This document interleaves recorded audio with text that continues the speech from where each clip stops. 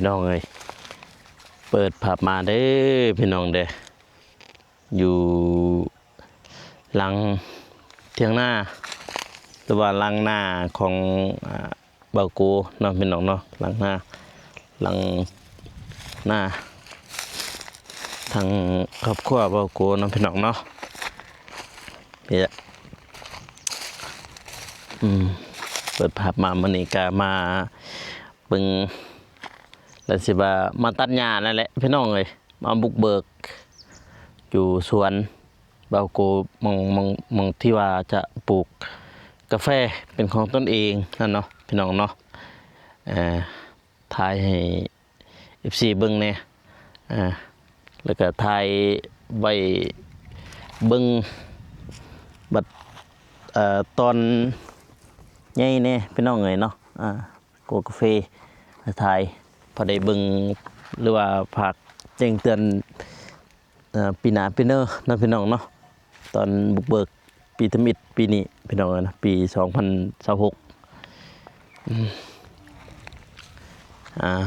ก็มาเริ่มบุกเบิกปลูกกาแฟคือกันพี่น้องเนาะเพราะว่าอยากมีสวนเป็นของตนเองคือกันเนาะพี่น้องเนาะเพราะว่าแม่เพิ่นก็ให้มาเฮ็ดแม่บ่กวนนี่แหละเพิ่นให้มาเฮ็ดให้มาสาวเองเนาะพี่น้องเนาะบัดจะน้อยว่าใหญ่ไปหรือว่าสร้างครอบครัวไปก็มีที่ดินที่เป็นของตนเองพี่น้องเนาะนี่แหละพี่น้องนะที่ว่าดินมองที่ว่าสิเฮ็ดหรือว่ามองที่ว่าสิเฮ็ดสวนปลูกกาแฟนั้นพี่น้องเนาะเบื้องนั้นก็แม่นเป็นปากกาแฟเบิดได้พี่น้องเด้เบิ่งละหั่นเห็นบ่เขาจุเบิดเท่านี้ก่อนอื่นหมดกราบสบายดีเด้อพ่อแม่พี่น้องเนาะบ่ว่าสิอยู่ภายในหรือว่าต่างประเทศก็ยินดีต้อนรับเข้าสู่ช่องเบาโกชนบทสปปลาวพี่น้องเนาะเปิดภาพมามื้อนี้ก็บ่ได้ไปช่วยทางเบาเตียงนำพี่น้องเนาะมื้อนี้ก็มาช่วยตัวเองก่อนนำพี่น้องเนาะก็คือมาตัดหญ้าเพื่อสิปลูกกาแฟคือกันพี่น้องเนาะเพราะว่าแม่เพิ่นก็ว่ามาเฮ็ดแน่เพิ่นว่า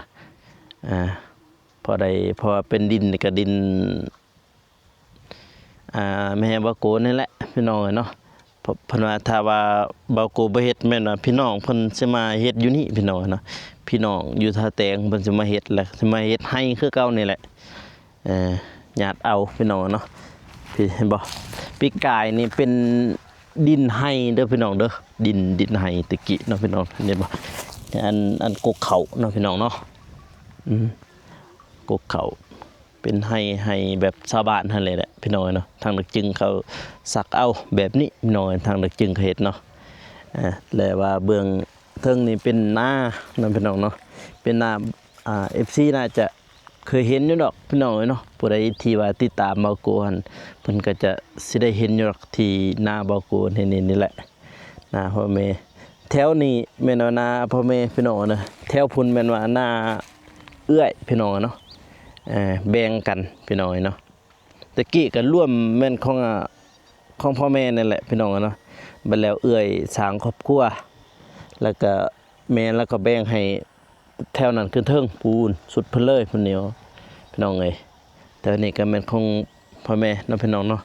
ถ้าว่า FC ยังจำได้หรือว่ายังจึงได้ก็น่าจะเห็นอยู่ดอกที่เบาโกไม้ไว้หรือว่าบินโดนใน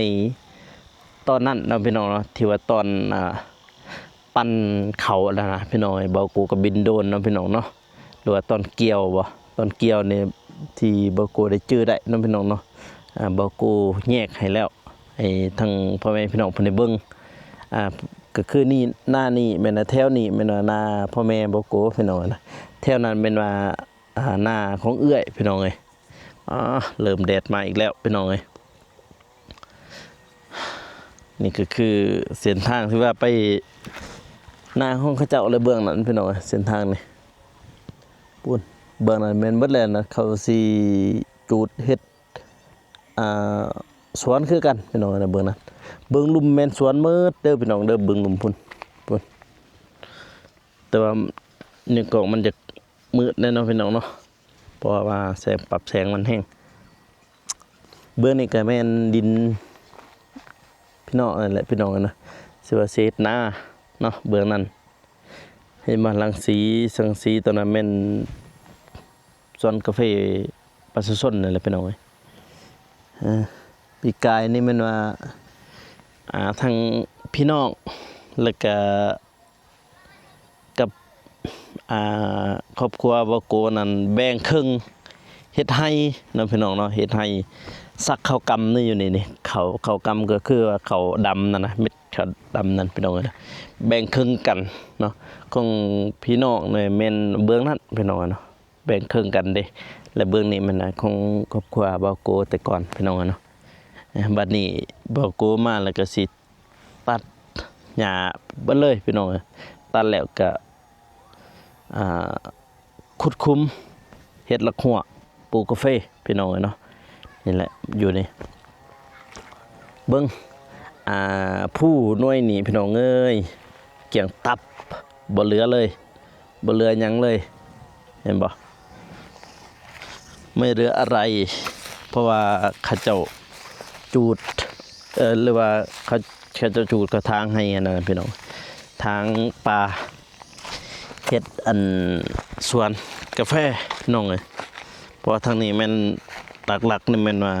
กาแฟนั่นแหละเขาเจ้าเฮ็ดพี่น้องเอ้ยเดี๋ยวสิซูมให้เบิ่งพี่น้องเนาะที่ว่า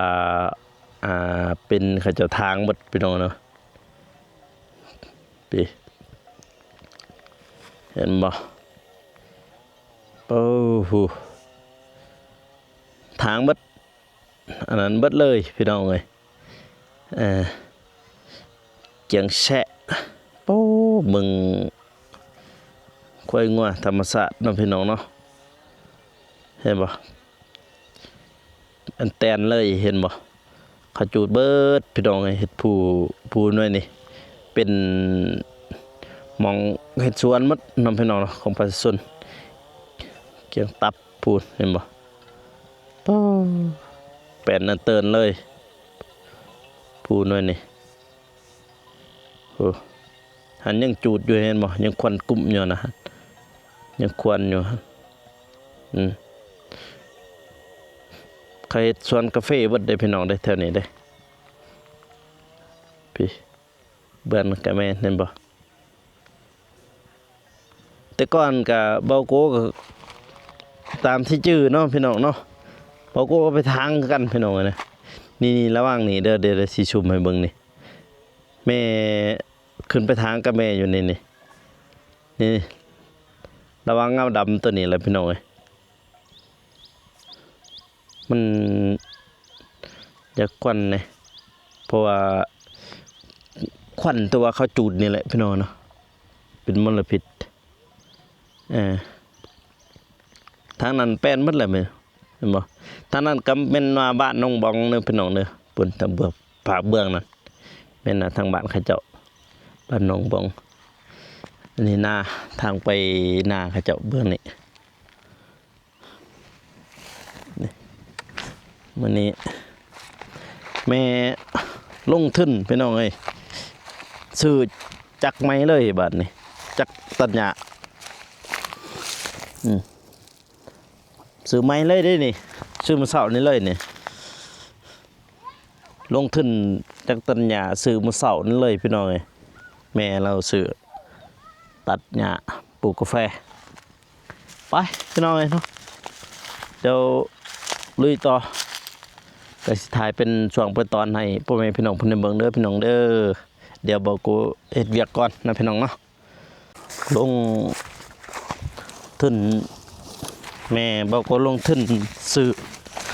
จักไม้มื้อเช้านี่พี่น้องเอ้ย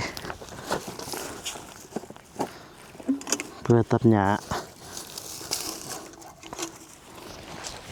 เพราะว่าจักกะเพ่เบิดแหละจักตัดหญ้านี่น้ำหั่นช่วงนี้ก็แพงพี่น้องเอ้ยลิตร150,000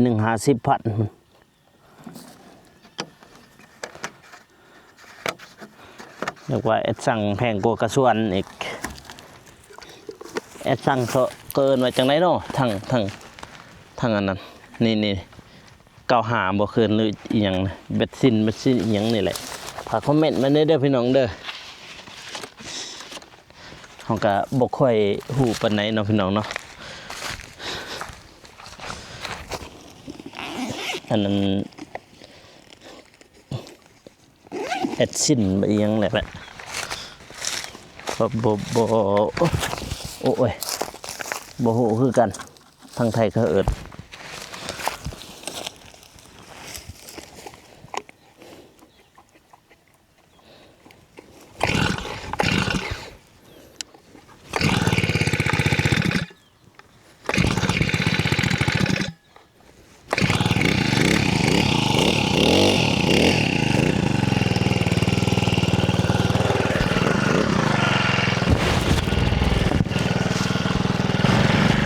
มา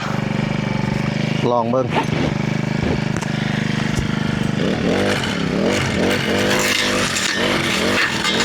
โอ้ยโดโบก็บ่ได้ใส่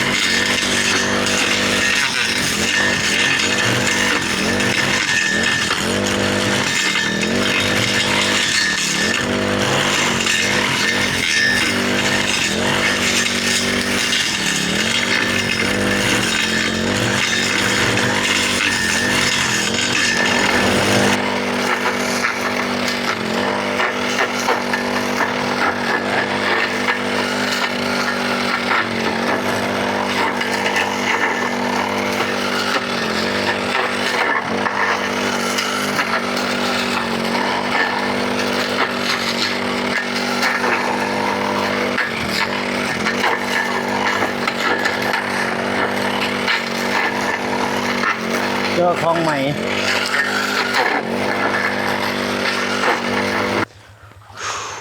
เพื่อสิแล้วมันบ่ง่ายเลยพี่น้องเอ้ยมันบ่ง่ายเด้อคือจังว่าโอ้มันบ่ง่ายเลยเกือบโบกก็บ่ได้ใช้มาซ้ำแต่ก่อนนี่เขาเช็ดอันนั้นทงหน้าพี่น้องนะเห็นบ่ปานเลยนี่เห็นบ่ปานเรียบร้อยแล้วเขาเช็ดทงหน้าบัดนี้เบาโกมาก่อนเลยบ่เฮ็ดพี่น้องเนาะเพราะว่าตอนที่บิดท่านพี่น้องนี่แหละพี่น้องอยู่ท่าแตงหั่นพี่น้องเพิ่นว่าสิขอเฮ็ด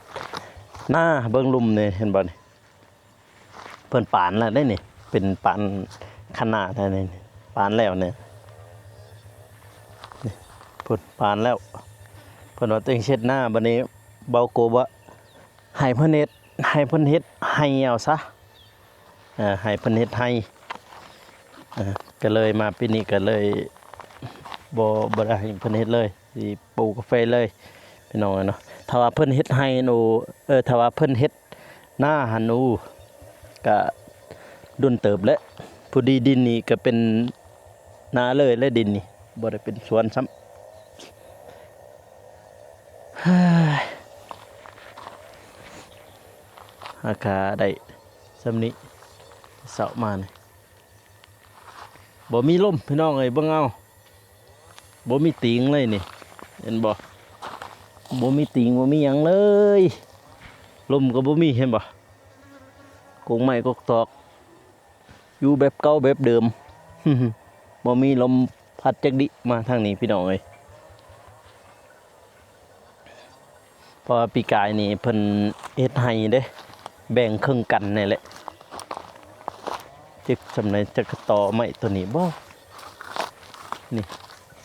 แม่นละนี่กระต่อตัวนี้ซื้อไปลุมไปเลย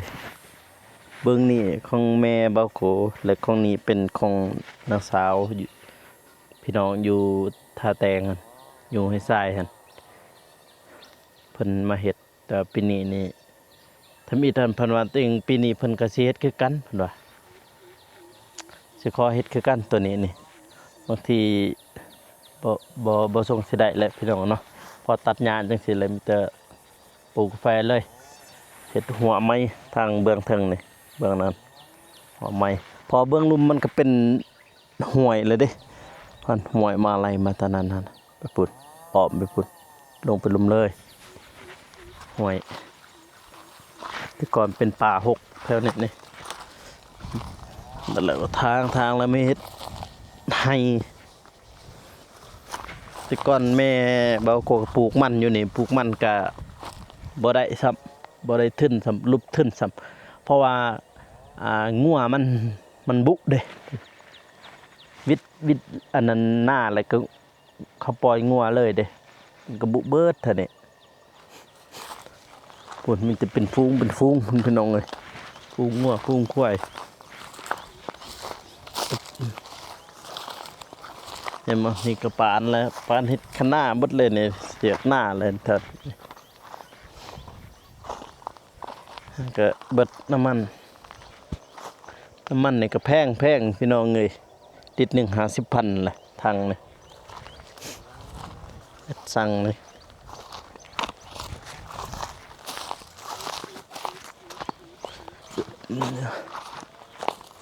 ไม่ลุ่มแต่ก่อนแม่บอกกูว่าให้จูดเนาะมันให้จูดพุ่นนะ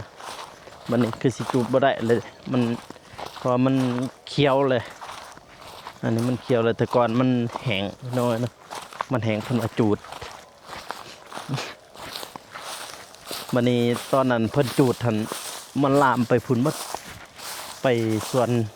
กาแฟเขาเกือบเอาบ่อยู่เกือบเสียเงินเขาอีกแถวนี้แหละมันหก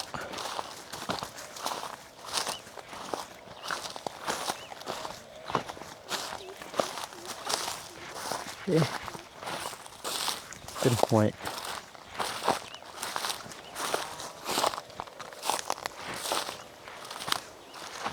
ยไปพูดลงลม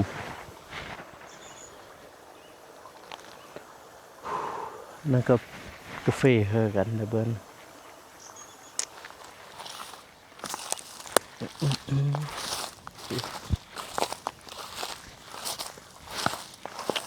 โอ้ตัดนี่ยากเติบแล้วแถวนี้นี่มันหนาเด้แถวนี้ตัดนี่ยากเติบเลยแถวนี้มันเขียวเลยนี่บ่มีลมปานใดพี่น้องเอ้ยทางนี่อากาศร้อนโอ้บ่นี้แล้วสิยากนี่ตัวเฟืองมึงตัวปั่นเข่าให้นั่นนะ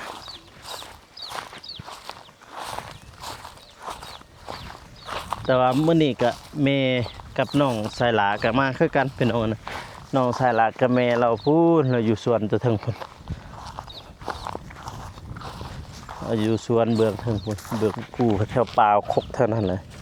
แถวป่าคกเท่านี้แต่ว่าเขตนั้นพุ่นเขตเบื้องนั้น แปลนอันเติ้นอ่าผู้หน่อยนี่ยามแรกก็สิประมาณนี้นะพี่น้องเนาะยามฝนก็จังได๋ก็ถ้าเบิ่งอีกเดี๋ยวก็สิฮอดฤดูฝนเลยเดือน6ก็แม่นฤดูฝนแหละตามที่จื้อเด้ตามที่เรียนมาเลยแต่เดือนตามที่จื้อตามจื้อที่ว่าเรียนมานะพี่น้องนะแต่เดือน6ฮอดเดือน12แม่นว่าเดือนระยะฝนหน้าฝนนะพี่น้องนะแต่เดือน6หาเดือน12แม่นยังระยะฝนระยะแรกแต่เดือน1ฮอดเดือน5พี่น้องเอ้ยระยะแรกโอ้ยนั่งพักผ่อนก่อนเมื่อยสัญญาณก็บ่มีแล้วพี่น้องเนาะขาติดขาตอนอยู่มองนี่ถ้าว่าขึ้นไปเทิงอีกพูดทางเบื้องเทิงอันมีอีกพี่น้องเนาะหรือว่าอยู่สวนอยู่เทิงก็มีอีกอันนั้นสัญญาณอินเทอร์เน็ตท่านแต่ว่าอยู่นี่บ่มีพี่น้องเนาะขึ้นไปเทิงหันมีสัญญาณอินเทอร์เน็ตแบบพอได้แชทพอได้คุยเห็นนะเมื่อยบ่ฮู้ว่าจักมื้อสิแล้วพี่น้องเอ้ยตาเบิ่งติดตามนำกันเด้อพี่น้องเด้อผู้เดียวลุยผู้เดียวเลยมื้อนี้เดี๋ยวลุยต่อพี่น้องลุยต่อเบิ่งทีก็สิต่อทางนี้ไปก่อนเป็นคันนั่นแหละพี่น้องเอ้ยแรงๆก็ถ้าบ่ค่ำก็แม่นว่าสิเข้าไปทางอันนั้นทางสวนเบาเตียงนั่นพี่น้องเนาะสิเข้าไปทางนั้นเพราะว่าเส้นทางที่ว่าเบาโกเมื่อนี่มันมี2เส้นพี่น้องเนาะเส้นหนึ่งก็แม่นว่าทางมสิฮอดบ้านเบาเมฆคั่นพี่น้องเนาะเส้นทางหนึ่งเส้นทางที่2ก็แม่นอยู่พูดทางไปเฮือนเอื้อยเบาโกหั่นใกล้ๆหั่นเส้นทางขึ้นมาภูนี่พี่น้องเนาะมันมี2เส้นหนึ่งก็แม่นไปจอดอยู่กงตูนเส้นที่2แม่นไปเจออยู่บ้านเบาโกพุ่นพี่น้องมันมี2เส้นเด้ที่ว่าขึ้นมานี่พี่น้องเนาะบางทีก็เบาโกสิเมื่อทางกงตูนแล้วก็สิเข้าไปหาไอแดงเลยพี่น้องนะหรือว่าอยู่หม่องสวนเบาเตียงทองนั่นเองพี่น้องเนาะสิไปซอยเพิ่นได้จักหน่อยนึงพี่น้องเนาะเดี๋ยวไปเบิ่งนำกันอีกพี่น้องเดี๋ยวสิตัดสิถ่ายเป็นช่วงเป็นตอนให้พ่อแม่พี่น้องเพิ่นได้เบิ่งเนาะพี่น้องเนาะเดี๋ยวไปเบิ่งนำกันอีกเติมพี่น้องเอ้ยพี่น้องเอ้ยเบาโกตัดมื้อนี้เนาะพี่น้องเนาะเนาะ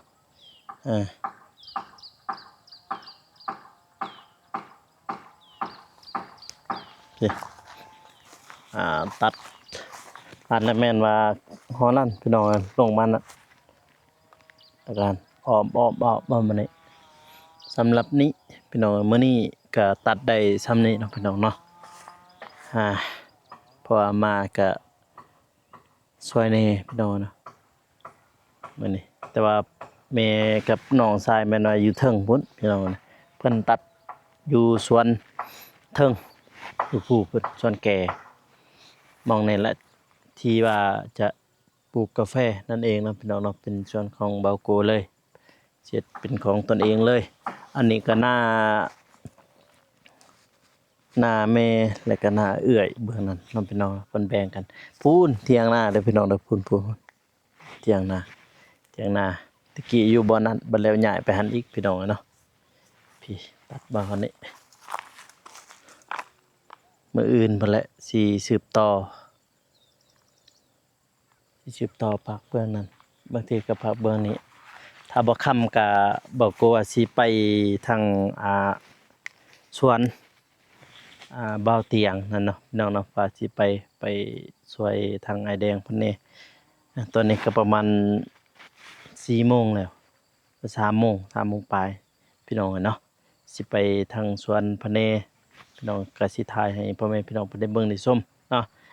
บัดนี้ก็เบาโกก็ขอตัวลาไปก่อนเด้อพ่อแม่พี่น้องเนาะจังได๋ก็ขอบคุณทางผู้ใหญ่ใจบุญทุกท่านผู้เพิ่นเบิ่ง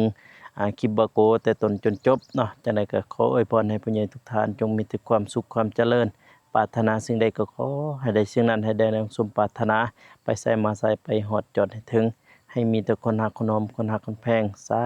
ธุพี่น้องเนาะอ่ะบัดนี้เปาโกขอตัวลาไปก่อนเนาะพี่น้องเนาะแล้วเจอกัน EP หน้าหรือว่าคลิปต่อๆไปของเปาโกเด้อพี่น้องเด้อสำหรับคลิปนี้ขอกล่าวคำว่าสบายดีพี่น้องเอ้ยบ๊ายบาย